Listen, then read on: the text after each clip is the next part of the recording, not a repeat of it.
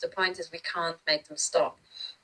There have been many, many public appeals, and to this day, people are running around. We have entire, well, you might as well call them death squads. This is what Professor Eric Karlström talks about, that we have death squads and implantation squads roaming, all parts of the country and implanting not just adults, but also children, right? Because you have a second type of implant in you that we also found since then in my body, which is chips that are emitting at high frequencies. So imagine a broadcasting chip that's placed inside your body.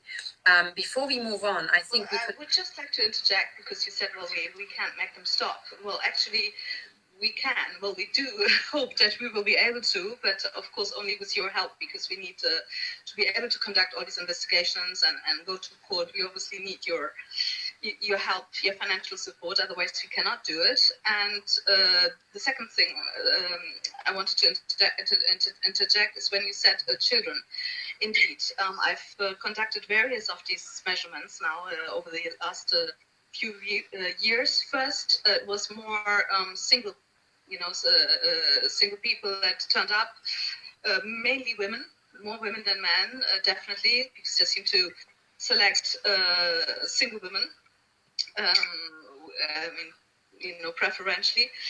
But more in the recent times, there were entire families that came, or often single-parent families, so often the mother with one or various children.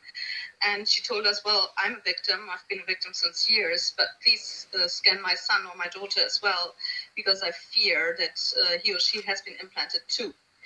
And when we did, actually the children indeed came up positive. So this can only happen, we suppose it happens with the children vaccines, because what our viewers have to understand, that it's very easy to implant somebody. All you need is a needle, basically, an injection, and it's done. So this is obviously done by the children's vaccines, or when they go to the dentist, then they can be implanted in the teeth. So we have more and more children, and the age of the children also decreases, so they're getting younger and younger. So we had toddlers of 3 years of age, for example, 4 years of age, being implanted. So that is indeed very shocking to me.